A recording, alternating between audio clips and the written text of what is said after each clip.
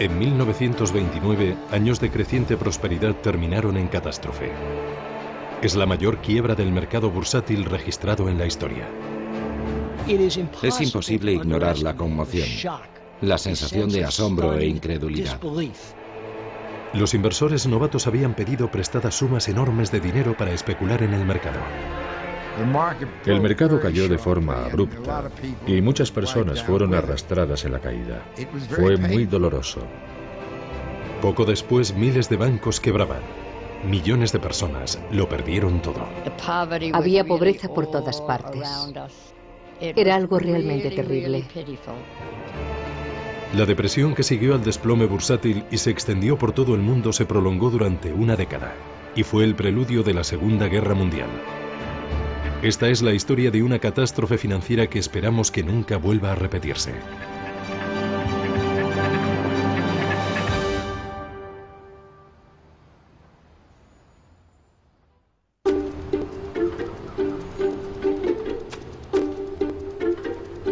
Miércoles 23 de octubre de 1929. Sin previo aviso, el precio de las acciones se derrumba en la bolsa de Nueva York.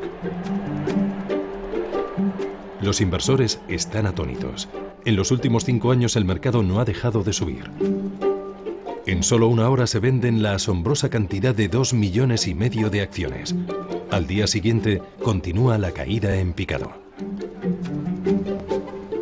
El 24 de octubre, a medida que la gente llegaba a la bolsa, crecía la sensación de que tal vez algo hubiera cambiado. De repente no había compradores. Los inversores querían vender, pero no había compradores para sus acciones. Y los precios empezaron a caer. $2, $4, $10 por acción. Era terrorífico. Aquella mañana el mercado bursátil cayó rápida y abruptamente. De repente las acciones empezaron a bajar 10, 20 o 30 puntos de golpe. No es necesario decir que se oyeron muchos gritos y exclamaciones en el parqué de la bolsa de Nueva York. La gente estaba sorprendida por lo que estaba pasando y aterrada. Miles de personas empezaron a congregarse delante de la sede de la bolsa. 10.000 personas ocupando la calle desde Broadway hasta el East River. La gente que quería saber qué estaba pasando iba allí. Una enorme muchedumbre se agolpaba en torno al edificio, alrededor de las estatuas y escaleras, esperando conseguir alguna noticia de las personas que salían de la bolsa. Podían oír las voces, los gritos de los agentes comprando y vendiendo, pero no sabían lo que estaba pasando. Por eso se congregaron y esperaron allí hasta averiguarlo. Pocos entre los millares que formaban esa muchedumbre eran conscientes de las dimensiones del desastre que estaba a punto de suceder. Tampoco podían imaginar que durante los siguientes 5 días, una catástrofe financiera iba a llevarse por delante los cimientos de la prosperidad del país. Pero para comprender las causas del derrumbe bursátil tenemos que remontarnos una década atrás, al momento en el que el grado de confianza de los americanos llegó a ser tan alto que parecía que los buenos tiempos durarían eternamente.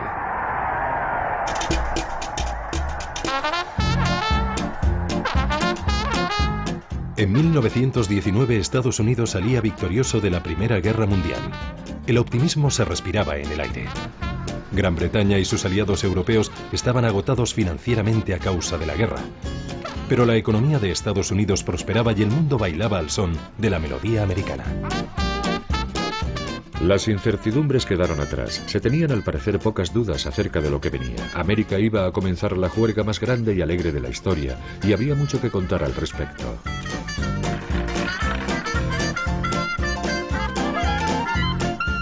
En los años 20, la vida cotidiana estaba cambiando. La electrificación transformó Estados Unidos. Las ciudades se conectaron a la red. Aparecían nuevas tecnologías, aviones, radios. Los artículos para el hogar que habían nacido como objetos de lujo se convirtieron en una necesidad. La industria del automóvil también prosperaba impulsada por los compradores que acudían en tropel a comprar los últimos modelos de Ford o Chrysler. Una era de prosperidad ilimitada parecía haber comenzado. Es el nacimiento de la cultura del consumo y del consumo de masas a una escala jamás vista antes. También aparece la compra a plazos para animar a la gente a adquirir artículos de consumo caros y que puedan comprarlos a crédito. Esta nueva forma de crédito al consumo fue otra de las innovaciones de los años 20. Por primera vez, la idea de compre ahora, pague después llega al gran público.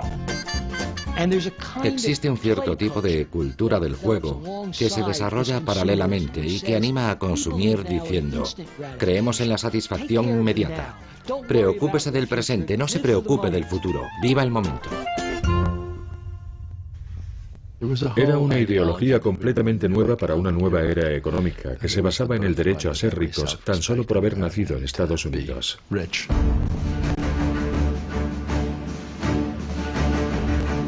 Con créditos asequibles y más ingresos disponibles, los estadounidenses empezaron a buscar nuevas formas para ser más ricos todavía. Desde la Primera Guerra Mundial, el gobierno americano había vendido bonos, conocidos como bonos Liberty. Era una forma para conseguir dinero prestado de los ciudadanos que a cambio recibían pagos en concepto de intereses sobre el valor de los bonos. Famosos como Charlie Chaplin y Douglas Fairbanks fueron reclutados para promocionarlos en grandes concentraciones. Los bonos Liberty consiguieron que muchos se convirtieran en inversores en valores por primera vez. Por primera vez en su vida recibían pagos cada 6 meses en concepto de intereses. Con los valores podían comerciar en los mercados y cada día veían en la prensa cuál era el precio de sus bonos. Los bonos Liberty crearon una cultura de la inversión. La mayoría de la gente nunca había comprado valores antes y la gente corriente se acostumbró así a comprar acciones. Pero había otro grupo de personas que pensó que podía aprovecharse de esta nueva cultura de la inversión: los banqueros de Wall Street. Durante muchos años, Wall Street, el centro financiero de Estados Unidos, estuvo formado por un pequeño y elitista grupo de banqueros que hacían negocios entre ellos en una sociedad cerrada para el gran público. Pero un hombre vio una oportunidad que cambiaría el rostro del mundo de las finanzas. Charles Mitchell, presidente de National City Bank, vio un lucrativo vacío en el mercado.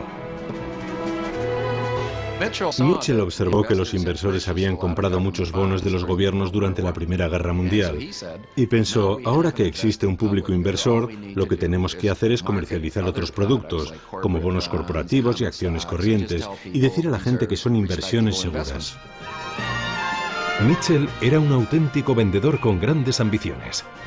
Si la gente estaba dispuesta a comprar bonos para financiar al gobierno, seguramente también sentiría la tentación de comprar acciones y participaciones para financiar a compañías privadas que cotizaban en la Bolsa de Valores de Nueva York, consiguiendo así un beneficio en el proceso.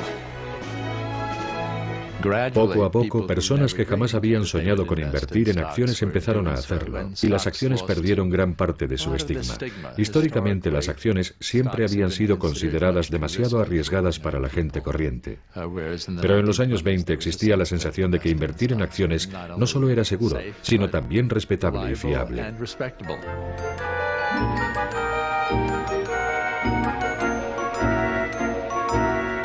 La idea tuvo éxito. Y para explotar este nuevo y lucrativo mercado, Mitchell abrió oficinas de corretaje por todo el país, donde la gente que tenía dinero pero carecía de los conocimientos para invertir en bolsa podía especular en el mercado de valores. La fiebre especuladora afectó a todo tipo de personas, no solo a los profesionales. La gente corriente empezó a invertir en un número sin precedentes en todo el país, no solo en Nueva York, en todas las ciudades, en pequeños pueblos. En todo Estados Unidos la gente estaba enamorada de la bolsa.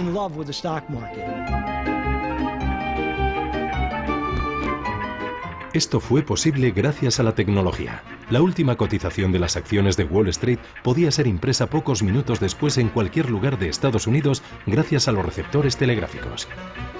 Había receptores en clubes nocturnos, en estaciones de ferrocarril, en salones de belleza, en barcos transatlánticos. El mercado se convirtió en una parte omnipresente de la cultura americana del juego en los años 20. Como, duermo, sueño y hablo de acciones. La única forma que conozco de hacer dinero. Es apasionante, me encanta. $17.000 de beneficio con tan solo $3.500 de capital. No está mal. Hubo una especulación salvaje con toda clase de valores, en especial con las compañías cinematográficas, aeronáuticas y automovilísticas. Uno de los valores calientes de los años 20 fue Radio Corporation of America, algo parecido a lo que hoy es Google. Era lo último en tecnología. Pensaron que era posible poner radio a los coches, imagínese. El público inversor americano empezó a relacionar los productos que usaba fabricados por compañías americanas con la idea de puedo comprar acciones de la compañía que fabrica el producto que me gusta.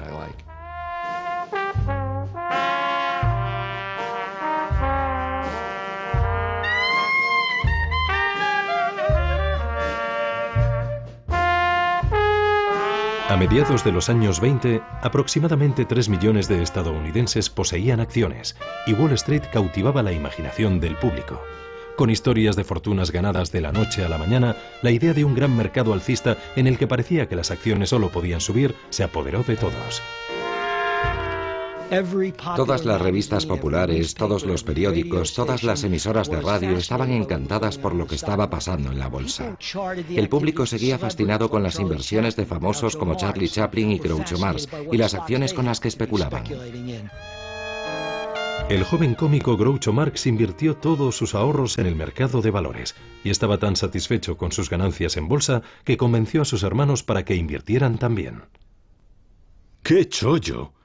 RCA ha subido 7 puntos desde esta mañana. Acabo de ganar $7.000.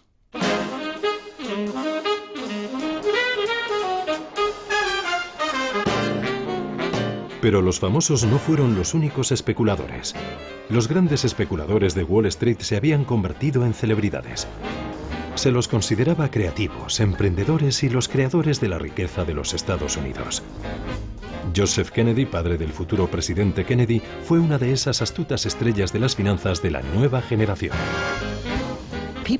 El público estaba fascinado porque algunos de esos hombres, como Joseph Kennedy, habían salido de la nada, y su rápida ascensión en el mercado era una especie de confirmación para la gente corriente de que tal vez podrían ser uno de ellos algún día. Circulaban historias de que cualquiera, desde botones a barberos, podía ganar dinero fácil en la bolsa. Un limpiabotas de Wall Street, Pat Bologna, fue uno de los que cayeron bajo el influjo de esas historias de mendigo a millonario. Todo el mundo iba a ganar una fortuna. Si vivías en Nueva York, el mercado de valores era el rey. Mi padre tenía probablemente 17 o 18 años. Todos los días lustraba los zapatos de los hombres más importantes de Estados Unidos, hombres como Joseph Kennedy, ejecutivos como Mitchell. Él hablaba con ellos y de alguna manera se convirtió en experto en temas como la Reserva Federal y cosas en las que jamás imaginarías que un limpiabotas pudiera ser experto.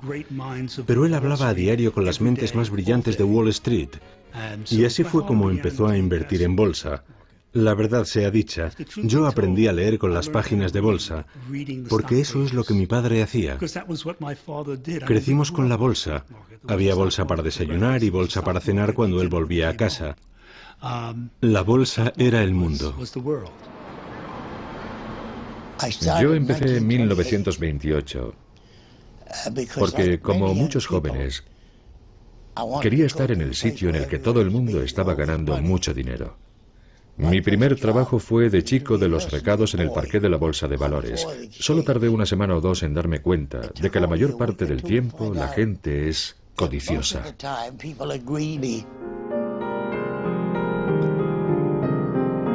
La gente tenía tanta fe en el mercado alcista que empezó a pedir dinero prestado en cantidades cada vez mayores para especular con los precios al alza de las acciones. Esta forma de adquirir acciones era conocida como compra a crédito. Al inversor solo se le exigía desembolsar una parte del dinero y su agente de bolsa financiaba el resto. La cultura del compre ahora, pague después había llegado al mercado de valores. Comprar acciones a crédito significa que las estás comprando con dinero prestado. A finales de los años 20, el 90% de las compras se efectuaban con dinero prestado.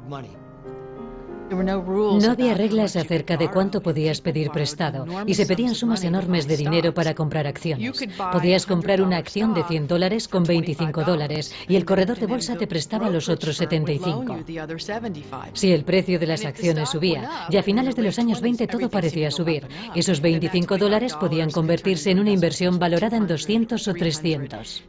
Los créditos para comprar acciones se convirtieron en una parte enorme de la economía de Estados Unidos. De hecho, casi 40 céntimos de cada dólar prestado eran para comprar acciones. Esta ingente entrada de dinero prestado en el mercado bursátil provocó una demanda creciente de acciones que empujó las cotizaciones aún más al alza. En 1928 la bolsa subió un 50% en tan solo 12 meses. Y a medida que el precio de las acciones seguía subiendo, más y más inversores solicitaban préstamos para comprar acciones. Uno de ellos fue el limpiabotas Pat Bologna. Mi padre no tenía mucho dinero en bolsa. Me dijo que tenía $6.000 de liquidez, pero $6.000 significaban muchas acciones porque en aquellos años solo tenías que cubrir un 10% de la inversión. Así que con $6.000 podías tener acciones por valor de $60.000.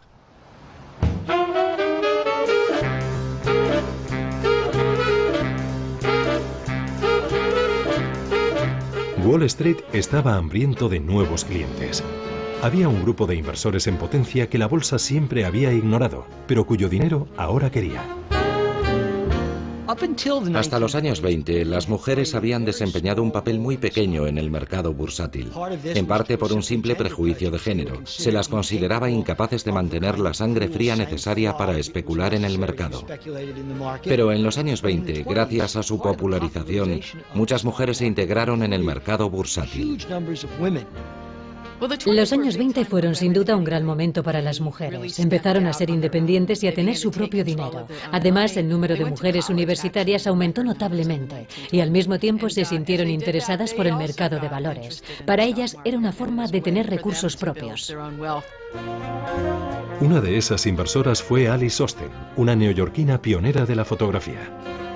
Vivía en Staten Island, justo en la otra orilla, enfrente de Wall Street. Se mudó a esta casa cuando solo tenía un par de meses. Era inteligente y muy aventurera. Cuando cumplió 11 años, le regalaron una cámara que entonces era una nueva invención de la época. Inmediatamente se puso a trabajar. A lo largo del tiempo tendría 8.000 negativos fotográficos de cristal, convirtiéndose en uno de los primeros y más prolíficos fotógrafos americanos. El abuelo de Alice le dejó una herencia que le permitió llevar una vida cómoda. Pero a comienzos de los años 20 empezó a menguar y se sintió tentada por la promesa de dinero fácil y rápido de Wall Street. Cuando Alice Osten descubre que se está quedando sin dinero, se pregunta qué puede hacer. Sus amigos le aconsejan que sea prudente y reduzca sus gastos. Tal vez no viajando a Europa o no comprándose un coche. Pero Alice conoce a un corredor de bolsa que le aconseja: no, compra acciones y hazte rica rápido. Además, puedes pedir un préstamo para comprar más acciones, comprarlas a crédito. Y Alice Osten pensó: vaya, me parece una buena idea.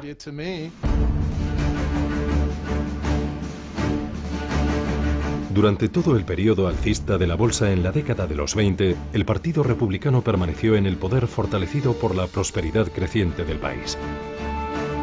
Calvin Coolidge llegó a la presidencia en 1923. Siendo el mismo inversor, guardó un significativo silencio sobre la locura especulativa que reinaba en Wall Street. Calvin Coolidge ejemplifica el temerario e irresponsable laissez-faire, el libre mercado de los años 20. Es famoso por su frase: el negocio de América es el negocio. Fue un periodo de gran prosperidad. El negocio era hacer dinero. Creo que los políticos pensaban: bueno, todo va bien, la economía crece, el mercado se ocupa de todo bastante bien y el trabajo del gobierno es quitarse de en medio.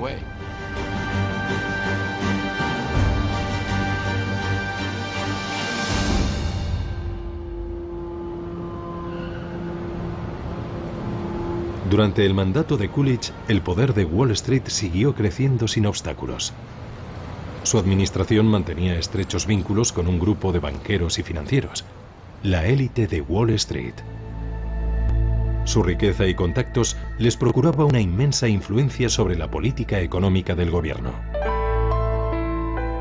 Formaban pequeñas sociedades elitistas. Sin duda, eran la realeza de Wall Street. Trabajaban en lugares misteriosos y muy discretos. Eran pequeñas firmas con capital limitado, pero realmente ejercían un poder inmenso.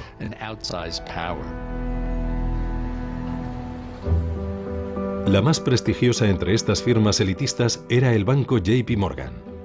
Estratégicamente situado justo enfrente de la bolsa de valores, desempeñaría un papel crucial en los acontecimientos que estaban por llegar. Como socio mayoritario de JP Morgan, Thomas Lamont era el hombre más poderoso de Wall Street. Su influencia llegaba más allá de Nueva York. Lamont y los otros socios de JP Morgan se entrevistaron frecuentemente con los sucesivos presidentes. El abuelo era un hombre muy ocupado. No tenía tiempo, como podían tener otros abuelos, para llevar a su nieto a un partido de béisbol o a pescar y cosas así. El estilo de vida del abuelo era muy elegante, de eso no hay duda. Tenía un yate, el Renard, de 20 metros. Era un yate muy bonito con el que a menudo navegaba río abajo desde su casa en Palisades, viajando por el río Hudson hasta Wall Street, desde donde caminaba hasta el banco. Bajo el liderazgo de Lamont, JP Morgan evita los peores excesos del mercado bursátil. Pero gracias a su estrecha relación con los políticos, la élite financiera consigue mantener la regulación gubernamental sobre Wall Street al mínimo. Los especuladores aficionados, paralizados por el valor creciente de sus inversiones, ignoraban por completo cómo funcionaba realmente Wall Street. Con la escasa supervisión del gobierno, el mercado era soberano y la información privilegiada, su ley. Había mucha manipulación en el mercado, era desenfrenada, no existía absolutamente ningún control. Y cuando Wall Street era muy pequeño e independiente, probablemente estuviera bien. Pero cuando personas como tú y como yo invierten el dinero ganado con su sudor, entonces sí importa. El mercado de valores de los años 20 no era ni justo ni democrático. Era un gran casino manipulado por especuladores profesionales.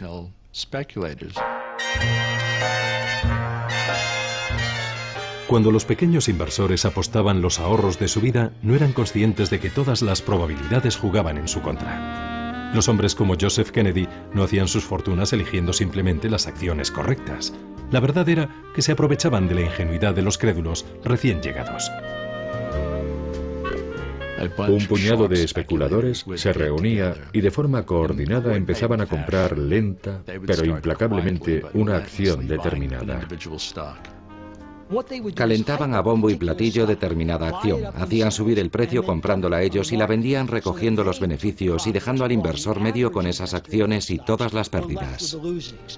Incluso algunas de las más importantes casas de inversión de Wall Street se dedicaban a este tipo de manipulación del mercado.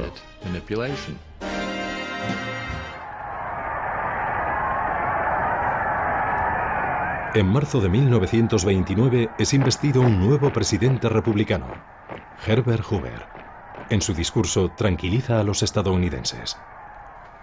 Hemos alcanzado el mayor grado de bienestar y de seguridad que ha existido nunca en la historia del mundo.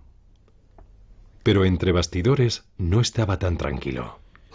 En realidad, Hoover era muy escéptico respecto a lo que estaba pasando en Wall Street y la economía en general, pero no tiene el valor político, y cuando se convierte en presidente, no hace nada por poner freno a esta fiebre especulativa salvaje. Y tampoco hace nada para que la Reserva Federal o el Tesoro controlen la especulación en el mercado de valores. En privado, Hoover hablaba de una orgía especulativa, pero como su predecesor Coolidge no tenía ningún interés en regular el mercado. Pero Hoover no era el único que temía que la burbuja del mercado bursátil estuviera a punto de estallar. Pocos días después de su discurso de investidura, un destacado y muy respetado banquero, Paul Warburg, se distanciaba de las filas de la aristocracia de Wall Street, haciendo pública una sombría advertencia. Si permitimos que esta orgía de especulación desenfrenada llegue demasiado lejos, el colapso final provocará sin duda alguna una depresión económica general de todo el país. Mi bisabuelo hizo pública su advertencia en marzo de 1929. De hecho, usó la palabra depresión y le silenciaron. Creo que fue despreciado, como si solo fuera un aguafiestas. Bueno, no, todo va bien. Todo el mundo gana dinero y se divierte en la fiesta. Cuando el mercado es alcista, a la persona que dice, puede que esté sobrevalorado, será mejor que tengáis cuidado, le echan de la fiesta.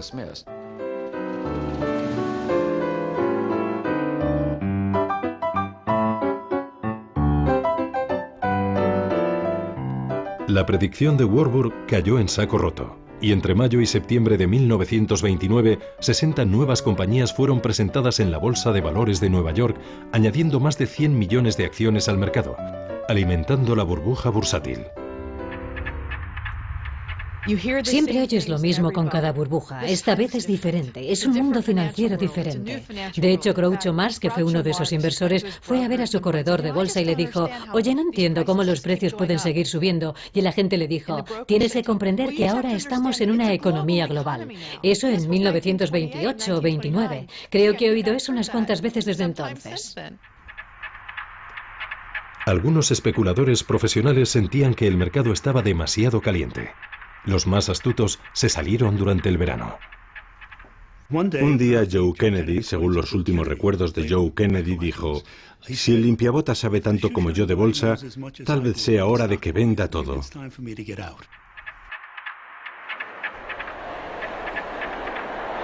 En septiembre, el mercado era cada vez más volátil. A puerta cerrada, el presidente Hoover reconocía su creciente preocupación. Herbert Hoover siguió consultando a sus amigos de Wall Street, preguntándoles si debía preocuparse, y recibió un informe de Thomas Lamont, el principal accionista de J.P. Morgan & Company. El abuelo le decía en su carta que el mercado se corregiría a sí mismo y que no parecía haber ninguna necesidad de que el gobierno interviniera en él. Lamont tranquilizó a Hoover afirmando que no existía motivo alguno para la preocupación, y el informe finalizaba con la frase, el futuro parece brillante.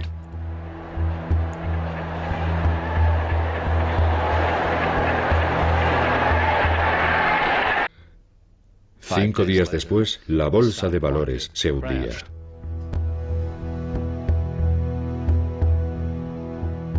Nadie sabe qué fue lo que provocó la pérdida repentina de confianza al final de la jornada del miércoles 23 de octubre. Pero de repente una brusca caída en las acciones de las compañías automovilísticas provocó un aluvión de órdenes de venta a última hora. Se vendieron millones de acciones bruscamente. Al día siguiente, el gran crack de 1929 comenzaba.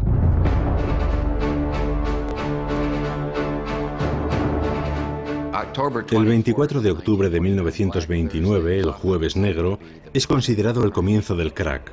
Las enormes caídas asustaron a mucha gente. Es imposible ignorar la conmoción, la sensación de asombro e incredulidad, el pánico de la gente, mientras el mercado caía y caía. Ansiosas de noticias, miles de personas se agolpan delante de la bolsa. La multitud permanecía allí apesadumbrada, mirando al frente fijamente. Acababan de perderlo todo. Las autoridades locales se alarmaron tanto por lo que estaba pasando que enviaron a 400 policías temiendo que se produjera una invasión de la bolsa al estilo de la toma de la Bastilla. Cuentan que había un extraño murmullo en el aire. Una especie de extraño e inquietante sonido, probablemente resultado de las voces de todas esas personas compartiendo su preocupación. La reacción popular fue, esto no puede estar pasando.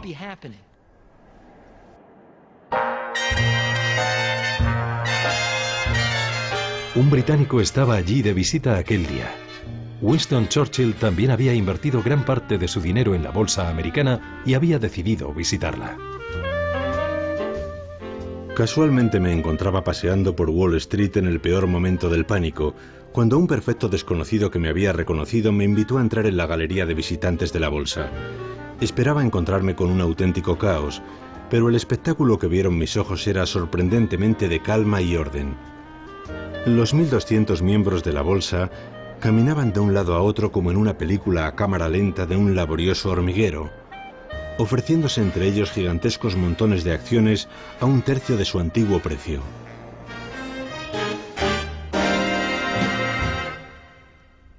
Churchill perdería una fortuna en el crack de aquel día.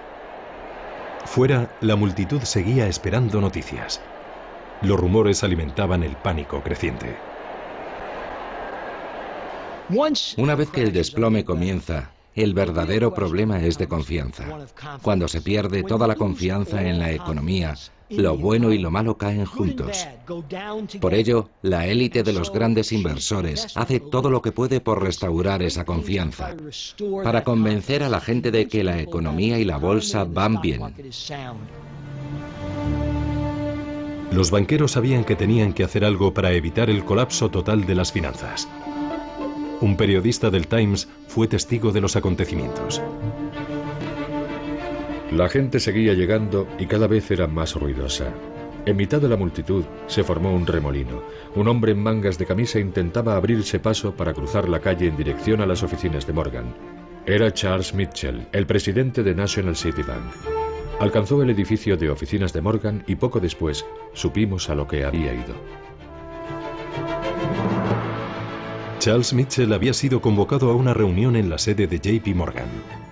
En torno a la mesa se sentaban otros 4 importantes banqueros, incluido Richard Whitney, vicepresidente de la Bolsa de Valores de Nueva York. Eran algunos de los hombres de negocios más ricos de Estados Unidos. El valor de sus activos personales sumados ascendía a $6.000 millones. Thomas Lamont presidía la reunión. Creo que supuso un gran shock para el abuelo. Sin duda no había previsto que pudiera ocurrir algo como el gran crack. El abuelo convocó una reunión en sus oficinas de Wall Street con algunos de los principales banqueros de la ciudad para organizar un plan que evitara que la bolsa se hundiera. Para ello decidieron crear un fondo de $250 millones. El fondo sería utilizado para mantener una lista de acciones fundamentales. A la hora del almuerzo, Richard Whitney vuelve a atravesar la calle en dirección al edificio de la bolsa. Con la enorme inyección de liquidez de los banqueros, Whitney espera que el mercado se recupere. Whitney se dirigió al mostrador donde se vendían las acciones de US Steel y compró 25.000 acciones a un precio muy superior al que se estaban vendiendo. Y después se dirigió hasta los vendedores de otros grandes valores e hizo compras similares. La idea era restaurar la confianza de todos los inversores en el mercado. Otros grandes titanes de las finanzas de aquella época, incluido John D. Rockefeller, hicieron compras similares con la esperanza de que este acto simbólico invirtiera la tendencia. Y funcionó. Era tal el mágico poder del apellido Whitney y del apellido Morgan que súbitamente la bolsa se dio la vuelta y empezó a subir. La noticia de la reunión ya se había filtrado y los periodistas buscaban desesperadamente información. El abuelo recibió a un grupo de periodistas que se habían reunido en Wall Street delante de sus oficinas. Su estilo era siempre mantener la calma y no decir nunca nada que pudiera provocar, que pudiera minar la confianza del público en el mercado bursátil. El canoso señor Lamont nos recibió con una actitud tranquilizadora. Era como el hombre que sale al escenario de un teatro en llamas a pedir al público que mantenga la calma diciendo que no hay motivos para la alarma. Se han producido algunas ventas guiadas por el pánico en la bolsa y hemos mantenido una reunión para tratar la situación. Hemos llegado a la conclusión de que no hay firmas en dificultades y que los márgenes se mantienen satisfactoriamente. El abuelo y muchos otros sentían que lo peor había pasado, pero estaban muy equivocados.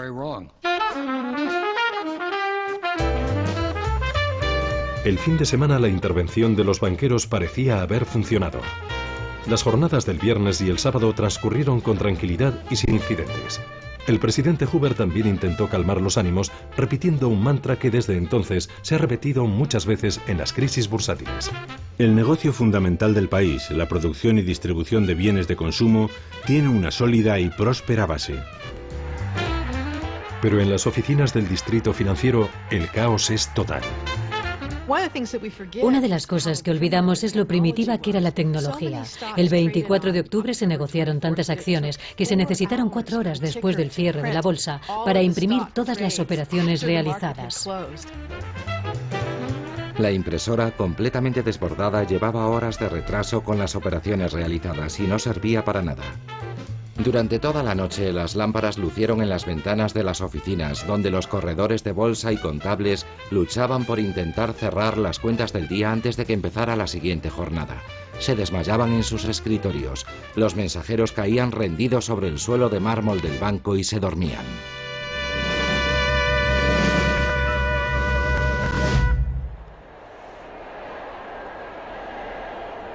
El lunes, agotadas las cintas de las impresoras, los aterrados inversores, desesperados por conocer los últimos precios de las acciones, colapsan las líneas telefónicas entre Nueva York y otras grandes ciudades. Por primera vez, muchos especuladores descubrían el lado negativo del crédito fácil y de la compra a crédito.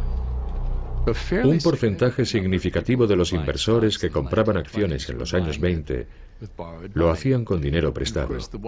Y por supuesto, lo maravilloso de comprar acciones con dinero prestado es que las ganancias se aceleran y multiplican de una forma tremenda cuando el mercado es alcista.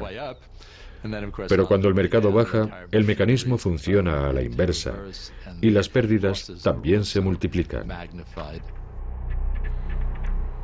Los inversores que solicitaron crédito para comprar acciones ahora tenían que aportar más avales y eso no había pasado mientras el mercado subía. Solo habían invertido $25 por una acción valorada en 100, pero ahora la acción había caído y la sociedad de corretaje bursátil que había hecho esos préstamos empezó a preocuparse de que no se pagaran. Quienes compraron acciones a crédito recibieron llamadas pidiéndoles más dinero o si no sus acciones serían vendidas. Su cuenta necesita $600. En caso de que no recibamos dicha cantidad antes de la 1 del mediodía del martes, todas las acciones de su cuenta serán vendidas. Considérese avisado a tal efecto. Y eso era algo muy complicado. Algunas personas no tenían liquidez que aportar o necesitaban tiempo para hacerlo, pero los corredores estaban tan nerviosos que no podían esperar. Y el lunes la bolsa comenzó a caer a una velocidad aún mayor de la que había caído el jueves. De hecho, se convertiría en una de las peores sesiones de la historia del mercado bursátil estadounidense.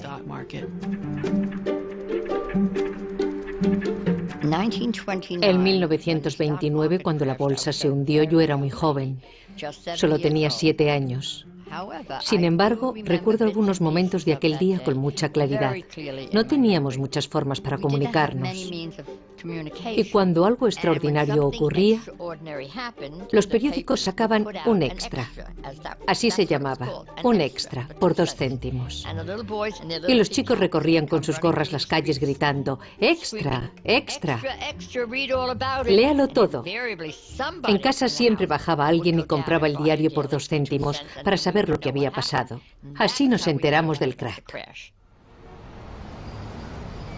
Aquel día, Vera estaba con una amiga de la familia cuando llegó la noticia de que la tía de la amiga lo había perdido todo. Aquella dama lloraba en silencio. Lloraba en silencio y se retorcía las manos mientras caminaba sin parar de una habitación a otra. Ese es mi recuerdo de aquel día.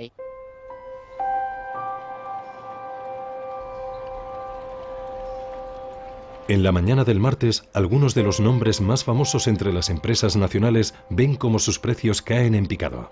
US Steel, Radio, General Motors, acciones que habían sido el símbolo de los años de prosperidad.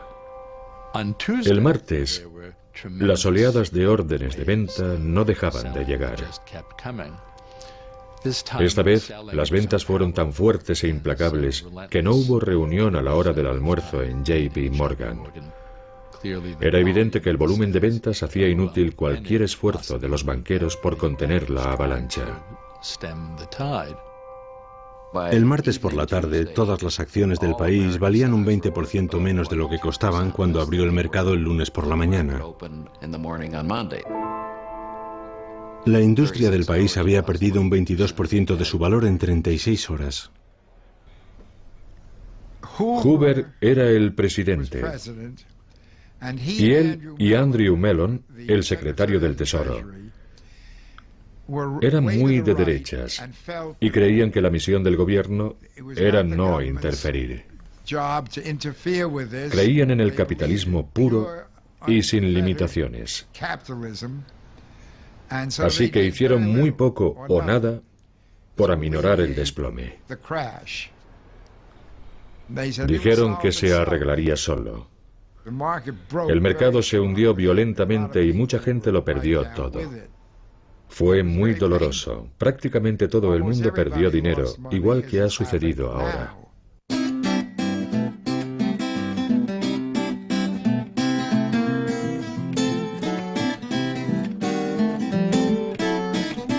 Se calcula que al término de aquellas 5 sesiones de bolsa, 25.000 millones de dólares del patrimonio de los ciudadanos habían desaparecido sin más. La bolsa sigue cayendo sin parar. Hay órdenes de vender todo. Calculo que con suerte me quedarán unos $500. Un humilde final para un beneficio potencial hace apenas 4 meses de casi $100.000. Por lo menos, me repito a mí mismo, lo he perdido todo en el mayor momento de pánico de la historia. Tuve mucha suerte. Nunca perdí mi trabajo. Me bajaron el sueldo. Afortunadamente, mis jefes eran gente rica. Y cuando me lo dijeron, me preguntaron, ¿por qué sonríes? Les dije, creía que ibais a despedirme. Aquellos que pudieron permitírselo, aceptaron las pérdidas con humor negro. Soy una de las ovejitas esquiladas por Wall Street. Cuando era una niña, un mecenas me dejó $1 millón para mi educación musical. Pero a mí me pareció que no podía vivir con las rentas de $1 millón. Así que pedí a todos mis amigos ricos consejos para invertir en bolsa. Ellos me los dieron y perdí mi $1 millón. Ahora lo único que me queda es mi abrigo de chinchilla. A partir de ahora mis manos no volverán a tocar la bolsa. Solo las teclas del piano. Pero si sois tan afortunados de tener $1 millón, conservadlo. Y no juguéis en bolsa. Otro artista que apostó y perdió fue Groucho Marx. Sus temerarias inversiones le costaron todo lo que había ganado. El destino de Alice Osten, la fotógrafa de Staten Island, fue como el de aquellos que se sintieron atraídos por la bolsa, ignorando los riesgos. Básicamente lo perdió todo. En el año 29 y en el 30 sus inversiones desaparecieron. Fue un auténtico shock para Alice Osten. Pienso que ella, como mucha gente, no se lo creía. No podía creérselo.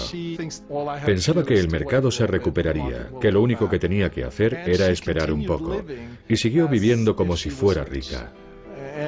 Alice hipotecó su casa, pero no para pagar las facturas, sino porque una vez más quería hacer un lujoso viaje a Europa. Mi padre lo perdió todo. Lo había perdido todo, pero tenía 22 años, así que se lo tomó magnánimamente. Bueno, cuando tienes 22 años no es tan dramático. La gente que le rodeaba eran personas de 50 y 60 años que perdieron los ahorros de toda la vida y que estaban aterrorizadas. No todo el mundo pudo soportar las pérdidas. Aunque se ha exagerado el número de suicidios, a algunos les pareció la única salida. Todos hemos leído historias acerca de Wall Street, de personas que abrían las ventanas de sus despachos y saltaban. Ocurrió en realidad, no es una leyenda urbana, la gente se suicidaba. Personas que habían trabajado 30 y 40 años en Wall Street, que habían amasado fortunas y que en pocos días lo habían perdido todo. Siento no haber podido devolver los 2 libros antes, pero dada la situación actual en el distrito financiero, el trabajo me lo ha impedido. Ayer una mujer saltó desde el tejado de nuestro edificio, 44 pisos, justo delante de nuestra ventana. Vi su cuerpo tirado en la calle y la visión fue tan terrible que me sentí enfermar.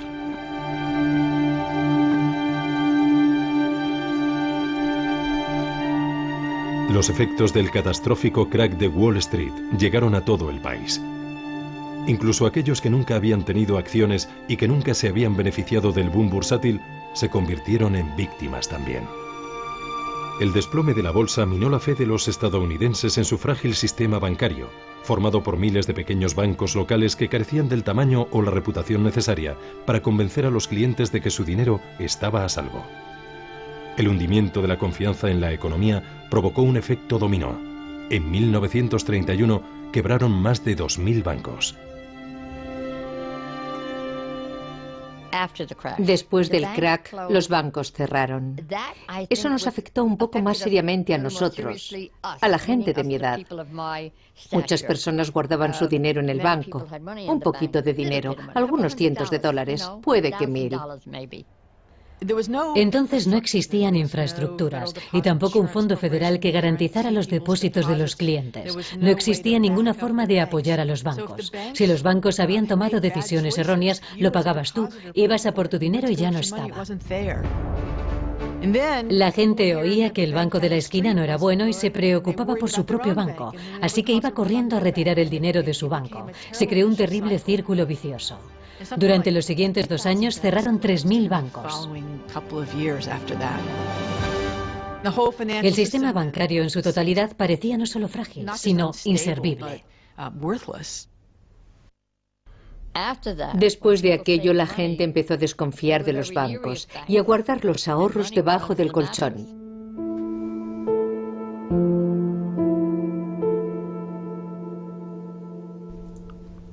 El desplome bursátil de 1929 no creó la Gran Depresión, pero inició una secuencia de acontecimientos que finalmente habrían de culminar en la Gran Depresión. Bien, puede que todo esto nos resulte familiar. Los bancos prestaban dinero al mercado bursátil, las compañías prestaban dinero, los corredores prestaban dinero y cuando la bolsa cayó todo ese dinero desapareció. Inmediatamente las empresas empezaron a sentir miedo por no disponer de capital y perder dinero. Y empezaron a despedir a trabajadores y a cerrar fábricas. Hubo quiebras masivas y una crisis de liquidez, exactamente del mismo tipo de la que tenemos hoy. Es decir, los negocios no pueden obtener préstamos para mantenerse a flote. Aunque fueran negocios totalmente solventes, no podían conseguir los créditos comerciales a corto plazo necesarios para pagar a sus trabajadores, invertir en equipamiento y pagar a sus proveedores. Así que empezaron a quebrar y en el proceso de quiebra despedían a la gente y como consecuencia el consumo cayó. Y eso fue lo que provocó un daño traumático a toda la sociedad, tan traumático que solo es comparable a la guerra civil, en la memoria de este país, como el momento más trágico de la historia de Estados Unidos. Mi padre tenía una modesta empresa de seguros. Una noche, durante la cena, dijo que tenía que despedir a un empleado. Y yo, caballerosamente, dije, bueno, seguro que encuentra otro trabajo, ¿verdad? Y mi padre me dijo, no, es un hombre mayor y poco capaz. No creo que pueda. Y en ese momento, mi padre se echó a llorar. Era la primera vez que veía llorar a mi padre.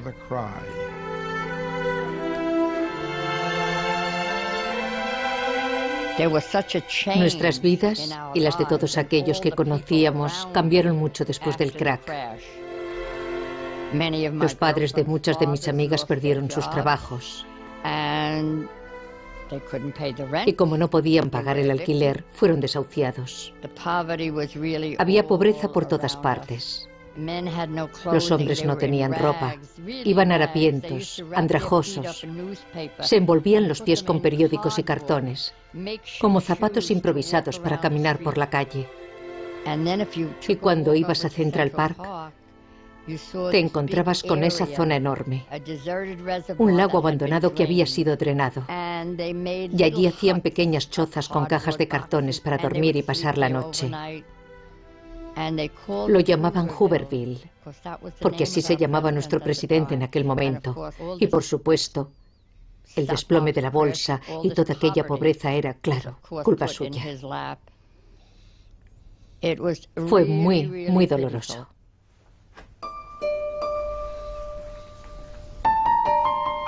Como muchos otros, la fotógrafa Alice Osten luchó por seguir pagando los plazos de la hipoteca cuando llegó la Gran Depresión. En pocos años de depresión, Alice Osten se quedó sin dinero. No le quedaba nada. Y perdió su casa. La llevaron a un hospicio sacado de una novela de Dickens, donde sobrevivió un par de años. Milagrosamente, sus fotografías fueron descubiertas. Las revistas Time y Life le compraron algunas fotos y ganó el dinero suficiente para mudarse a una residencia digna. En cierta forma, sus fotografías acudieron en su auxilio. La salvaron de la pobreza y le permitieron vivir dignamente 1 o 2 años. Paul Warburg, quien con tanta precisión había pronosticado el desplome bursátil y la depresión, salvó del desastre al banco que dirigía saliéndose de la bolsa a tiempo. Pero eso no supuso ningún consuelo para él. Probablemente mi bisabuelo nunca recuperó su equilibrio personal después del crack. Le llamaron la Cassandra de Wall Street. Creo que le resultaba muy doloroso. Todos recordamos que Cassandra no solo pudo ver el futuro, también fue condenada a ser ignorada. Creo que le provocó su propia depresión personal. Dudo mucho que alguna vez dijera, ya os lo dije. Creo que le parecía muy trágico que la depresión mundial hubiera podido prevenirse o evitarse, o por lo menos reducir su impacto. Y pienso que probablemente eso le condujo a una muerte temprana.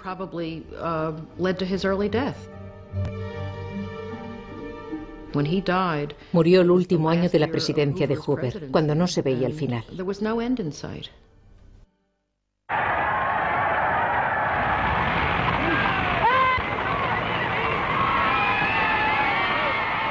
Pero en 1932, 12 años de mandato republicano llegaban a su fin. I, Franklin Delano Roosevelt, do solemnly swear that I will faithfully execute the office of President of the United States. El demócrata Franklin Delano Roosevelt fue elegido presidente en una victoria aplastante. Su primera tarea era restaurar la confianza. The only thing we have to fear is fear itself. Recibido como un salvador, Roosevelt prometió un nuevo compromiso con el pueblo americano y regular el sistema financiero. There must be a strict supervision of all banking and credit and investment. There must be an end to speculation with other people's money. El nuevo presidente actuó rápidamente. Garantizó los depósitos bancarios e introdujo leyes que obligaban a los banqueros a trabajar bajo la supervisión estricta del gobierno.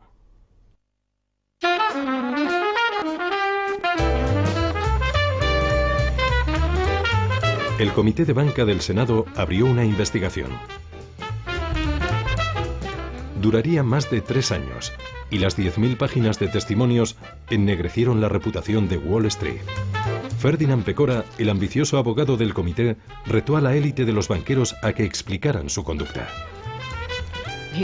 Llamó a testificar a esos banqueros. ¿Y qué descubre? Descubre que Charlie Mitchell de National City Corp había vendido acciones a su mujer para evitar pagar impuestos.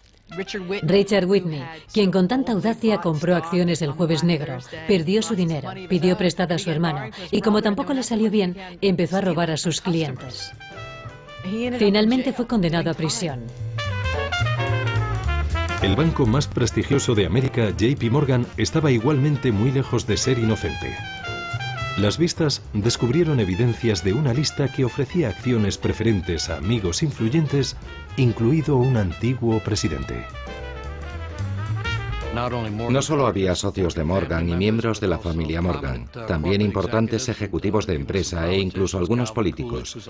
Calvin Coolidge, por ejemplo, estaba en dicha lista de acciones preferentes. Fue una práctica que mucha gente consideró incorrecta. Ferdinand Pecora dijo una gran frase. Eran revelaciones escandalosas de la baja estofa de las altas esferas. Me encanta, porque podemos decir lo mismo hoy en día. En respuesta al escándalo público ante los negocios sucios de los banqueros, el presidente Roosevelt creó la SEC, la Comisión de Bolsa y Valores de Estados Unidos. Su misión, limpiar Wall Street. Al frente de ella puso a un hombre que sabía más que la mayoría sobre prácticas poco éticas. Cuando el presidente Roosevelt creó la SEC para controlar a Wall Street, nombró a su viejo amigo y seguidor Joe Kennedy como presidente. Es como poner al zorro a vigilar el gallinero.